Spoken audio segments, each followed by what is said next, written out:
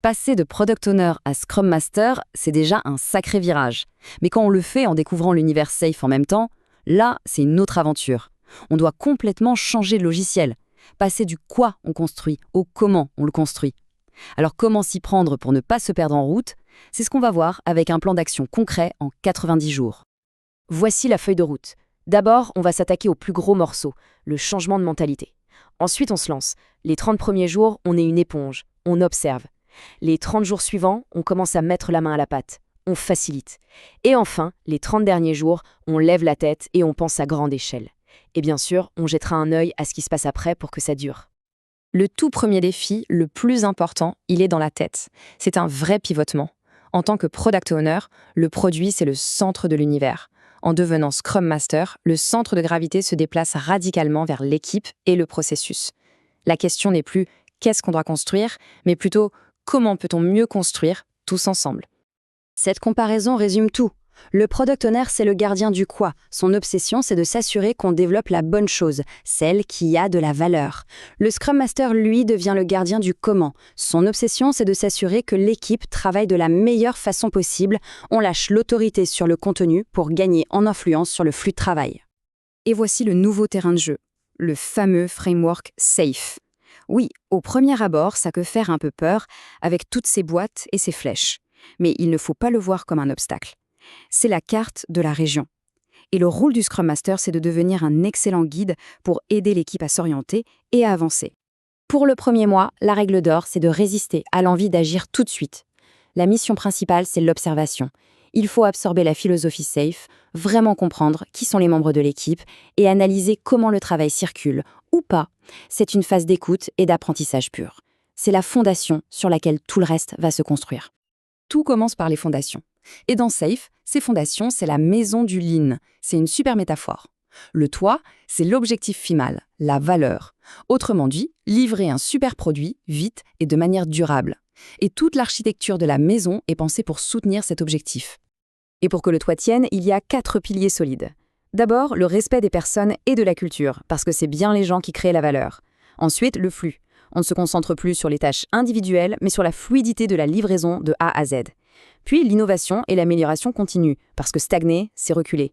Et tout ça repose sur un socle, une fondation, le leadership Lean Agile. SAFE met aussi l'accent sur 4 valeurs essentielles. L'alignement. En tant que PO, on aligne sur la vision produit. Ici, on aligne sur le processus et les objectifs communs. La qualité intégrée. On n'attend pas à la fin pour tester, on construit la qualité à chaque étape. La transparence, c'est le ciment de la confiance. Et enfin, l'exécution du programme, parce qu'à la fin de la journée, il faut que ça livre. Ok, le mois d'observation est terminé. On a bien emmagasiné d'informations. Il est temps de passer de la théorie à la pratique. Pendant ce 2e mois, on commence à prendre un rôle actif. La mission, faciliter les rituels de l'équipe et coacher ses membres quotidiens. Le cœur du réacteur de l'équipe, c'est son cycle d'itération. La toute première mission concrète, c'est de s'assurer que ce cycle tourne rond. Ça veut dire quoi? Avoir une planification qui soit vraiment efficace. Une exécution où on chasse les blocages. Une démo qui soit une vraie célébration du travail fait. Et une rétrospective qui débouche sur des actions concrètes d'amélioration. Et là, on touche peut-être au défi le plus grand pour un ancien product owner. L'instinct, c'est de vouloir donner la solution, de dire voilà comment il faut faire. Le nouveau rôle de Scrum Master, c'est de combattre cet instinct. Le but n'est pas de fournir les réponses sur un plateau, mais de poser les bonnes questions pour que l'équipe trouve ses propres solutions. Il faut créer un espace sécurisant où l'erreur est vue comme une opportunité d'apprendre. Pendant les 2 premiers mois, le focus était sur l'équipe. Pour ce 3e mois, il est temps de dézoomer. On lève la tête du guidon pour regarder le paysage global. Et ce paysage, dans SAFE, ça s'appelle l'équipe des équipes, l'Agile Release Train ou l'ART. C'est là qu'on comprend vraiment le S de SAFE pour Scaled, l'agilité à grande échelle. Alors, un ART, qu'est-ce que c'est exactement ? Ce n'est pas une structure de projet temporaire. C'est une organisation stable composée de plusieurs équipes qui peut regrouper plus de 100 personnes. Tout ce monde-là travaille ensemble pour livrer de la valeur en continu. L'ART, c'est le moteur principal de SAFE. Et en tant que Scrum Master, son équipe fait partie de ce moteur. Et le cœur battant de cet ART, c'est un événement absolument clé, le PI Planning. C'est un grand rituel, souvent sur 2 jours, où toutes les équipes de l'ART se synchronisent pour planifier ensemble les prochaines semaines de travail. C'est intense, collaboratif, et c'est ce qui donne le tempo à tout le train. Bien sûr, pour qu'un pays planning fonctionne, on ne part pas d'une page blanche. Les équipes ont besoin d'une direction claire, un contexte business, une vision produit, une feuille de route. Pour un ancien PO, c'est un langage familier. Tous ces éléments sont le carburant indispensable pour alimenter la machine de planification. Le PI planning peut sembler intimidant, mais il suit en fait un agenda très structuré. Le premier jour, on absorbe la vision et chaque équipe commence à bâtir son propre plan.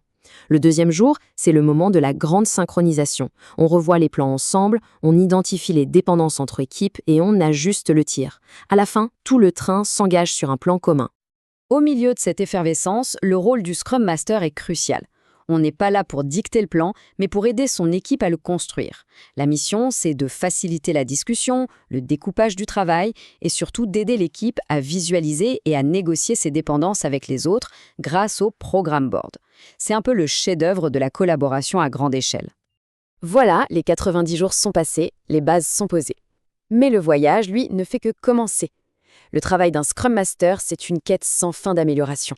Il faut maintenant rester vigilant pour ne pas tomber dans certains pièges, surtout ceux liés aux anciens réflexes de Product Owner. Attention aux vieilles habitudes, elles ont la vie dure.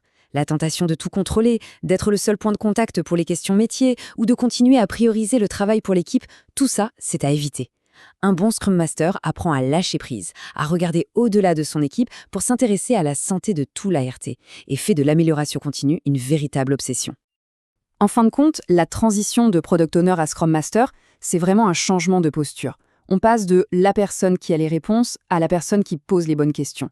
L'objectif final n'est pas de résoudre les problèmes de l'équipe, mais de l'aider à construire un système qui lui permette de résoudre ses problèmes elle-même, de manière autonome. La vraie question devient alors, par où commencer pour bâtir ce système ?